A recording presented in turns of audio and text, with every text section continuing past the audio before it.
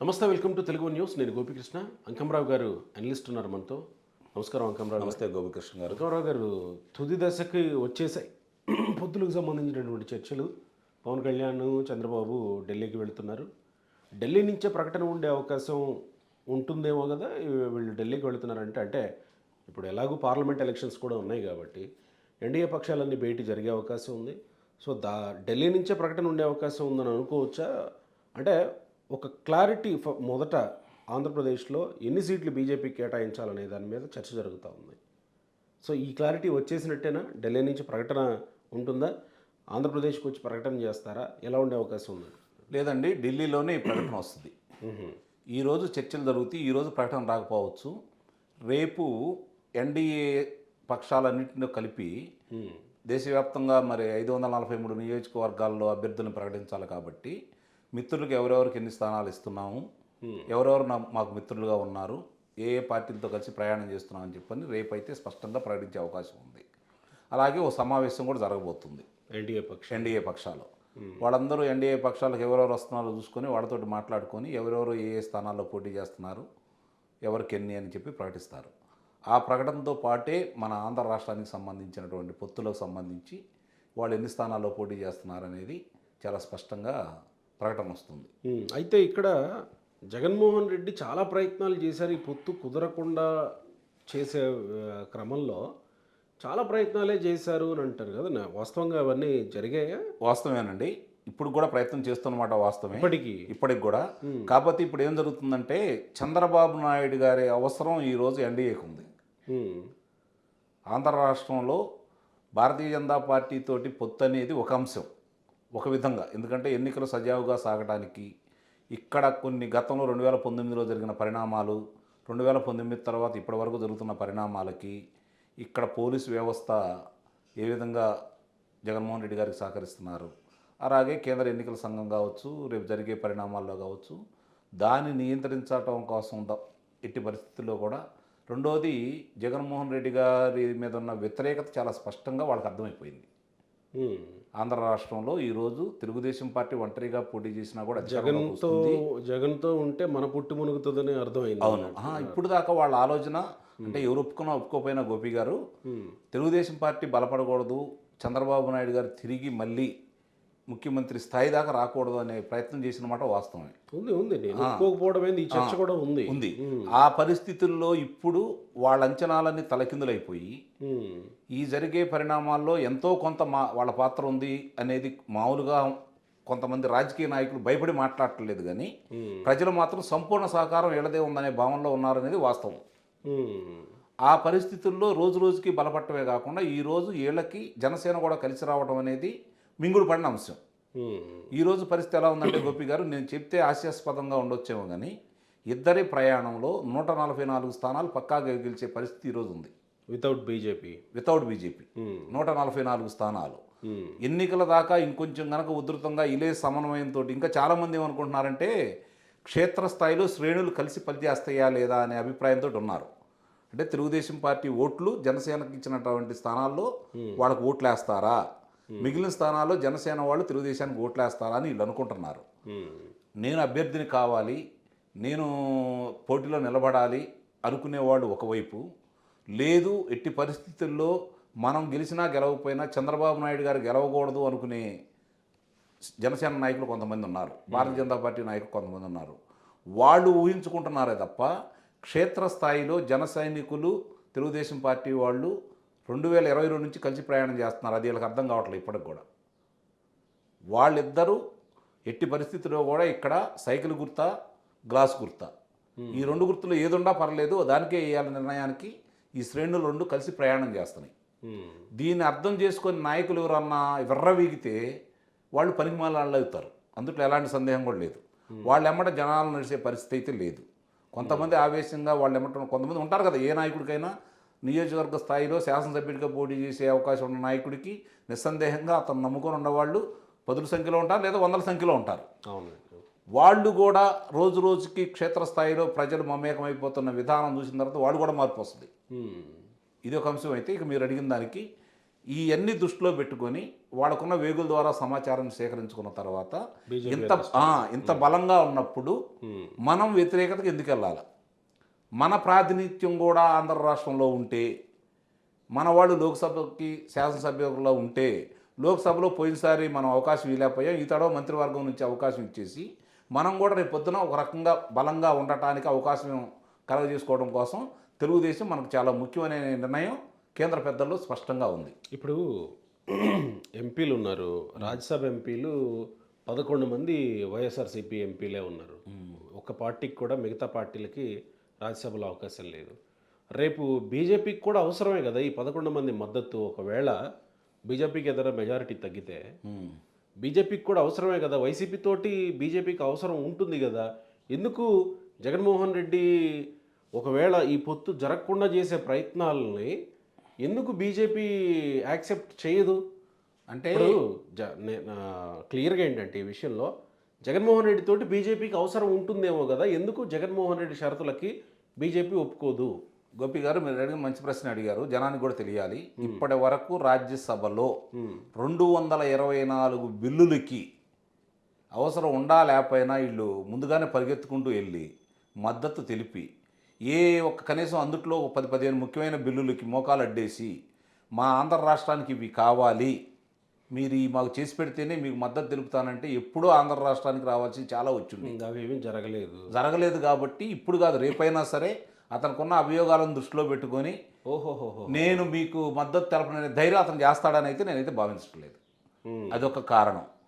ఈరోజు ముఖ్యంగా భారతీయ జనతా పార్టీ వాళ్ళు ఒప్పుకున్నా ఒప్పుకోకపోయినా అక్కడ కేంద్రంలో ఆర్ఎస్ఎస్ పెద్దలందరూ కూడా తెలుగుదేశం పార్టీ కావాలి, తెలుగుదేశం పార్టీ మద్దతుతోటి ముందుకు వెళ్ళాలి అని చెప్పని బలంగా నమ్మబట్టే ఈ మైత్రి బంధం కొనసాగుతుందని చెప్పి నేను భావిస్తున్నాను. ఇది ఒక అంశం. ఇంకా దానికంటే ముఖ్యమైన అంశం ఏంటంటే ఈరోజు మీరు చూసుకుంటా ఉంటే దక్షిణ భారతదేశంలో ఉత్తరం దక్షిణం అనే భావన ఇప్పుడిప్పుడే కలుగుతూ ఉంది. దాన్ని బలంగా తీసుకెళ్తున్నారు. బెంగళూరు అంటే కర్ణాటక నాయకులు కావచ్చు, తమిళనాడు నాయకులు కావచ్చు, కేరళ వాళ్ళు కావచ్చు, ఇప్పుడిప్పుడే దాన్ని కొంచెం గొంతు పిగిల్చి మాట్లాడుతూ ఉన్నారు వాళ్ళు. అది కొంచెం రోజు రోజుకి ఉధృతం అయ్యే పరిస్థితులు కనపడతా ఉన్నాయి.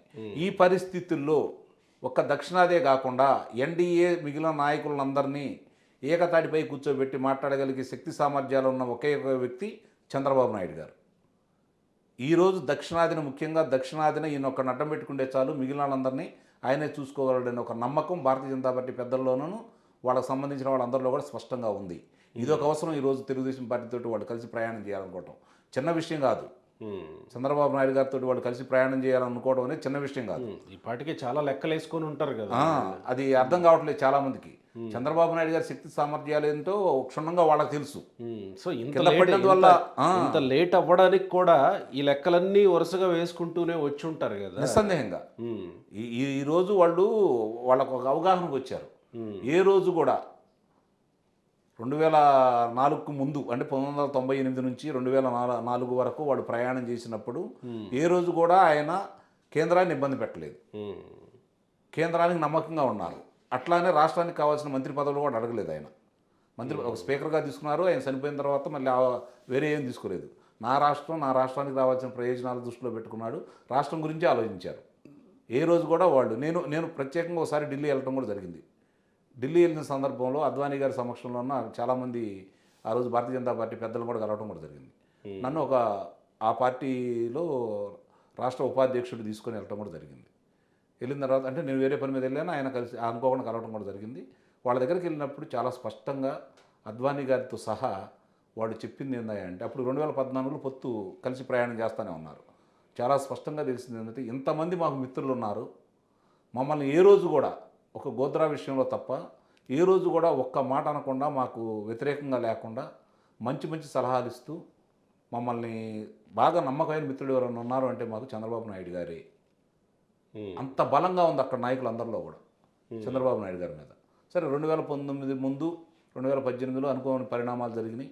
దాని నుంచి బయటికి రావడం మరిది తప్ప ఒప్ప అంటే నేనైతే మాత్రం పొత్తుల్లో విజయం సాధించిన వాళ్ళు గొప్పవాళ్ళు కాదు, ఎన్నికల్లో అపజయం పాలైన వాళ్ళందరూ పనికిమాలిన వాళ్ళు కాదు.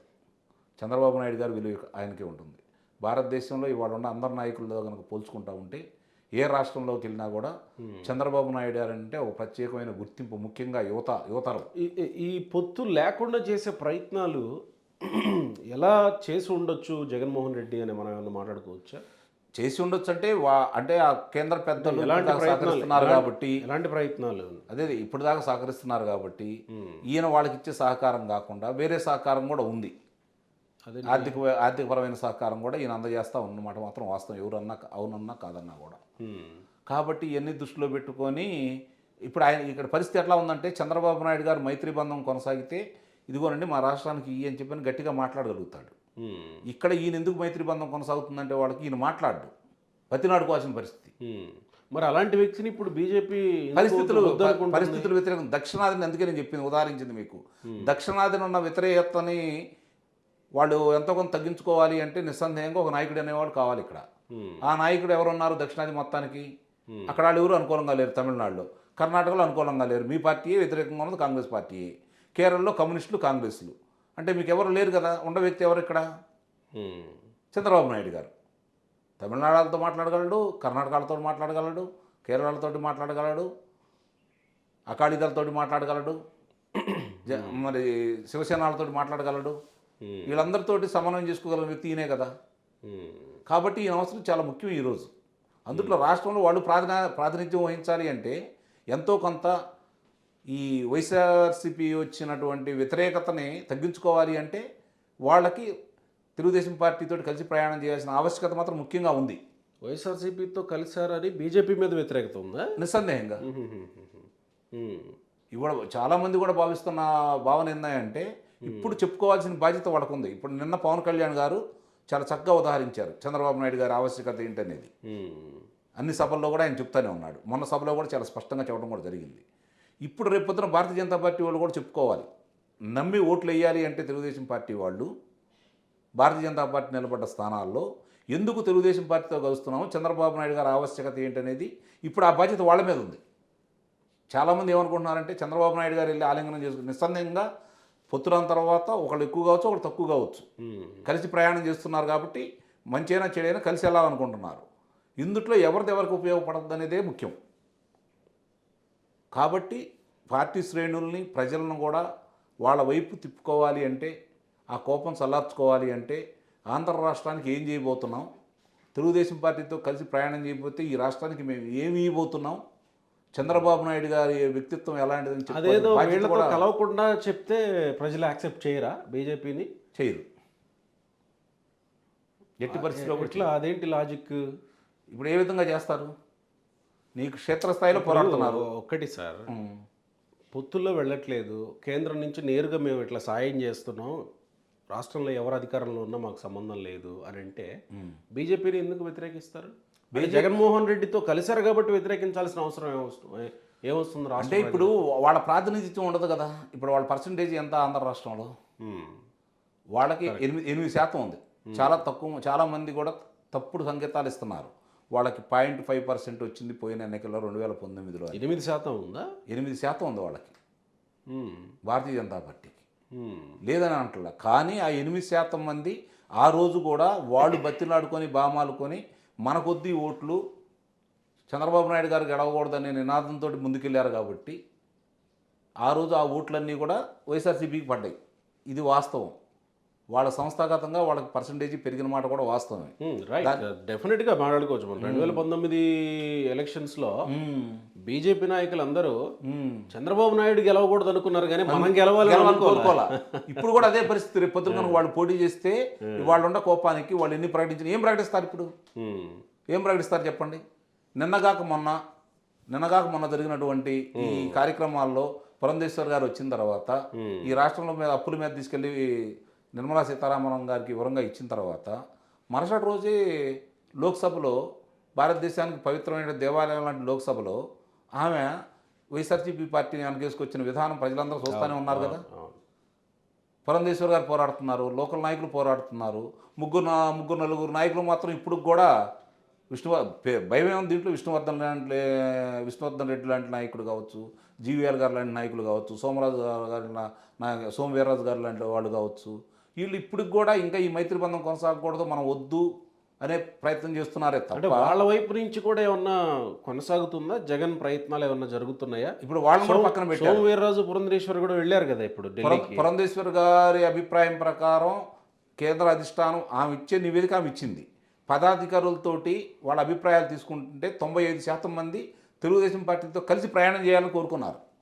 ఆ నివేదిక పురంధేశ్వర్ గారు ఇస్తారు. ఆ 95%లో వీళ్ళు ముగ్గురు ఉన్నారో లేరో మీరు చెప్పిన పేరు ఉంటారుగా వాళ్ళు ఉంటారు కదా. నిన్నగాక మొన్న కూడా ఈ పొత్తుల గురించి మాట్లాడుకుంటా ఉంటే మాకు ముఖ్యమంత్రి పదవి ఇస్తే అని చెప్పని విష్ణువర్ధన్ రెడ్డి గారు మాట్లాడారు కదా.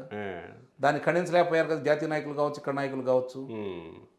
అంటే దాని ప్రభావం ఎంత ఉందనేది ఆలోచించుకోవాలి కదా. సో ఈ రూపంలో కూడా జగన్ ప్రయత్నాలు జరుగుతూనే జరుగుతాయి. చివరి దాకా ఆయన ప్రయత్నం ఆయన కొనసాగిస్తారండి. ఓకే, సో ఇప్పుడు అన్ని పటాపంచలు అయిపోయాయి. వాళ్ళు ఒక నిర్ణయానికి వచ్చి గత 6 నెలల క్రితమే నిర్ణయానికి వచ్చారు వాళ్ళు కొన్న సమాచారం ప్రకారం. అప్పుడే పిలిచి మాట్లాడుకున్నారు. ఆ తర్వాత చంద్రబాబు నాయుడు గారి కారాగార వాసం బయటకు వచ్చిన తర్వాత మొన్న పిలిచి మాట్లాడుకున్నారు. ఇప్పుడు 3వసారి వెళ్తున్నారు. ఇది చివరి అంకం ప్రకటన లేఖన పొత్తుల గురించి. అందులో ఎలాంటి సందేహం అయితే ఏం లేదు. Right sir, thank you.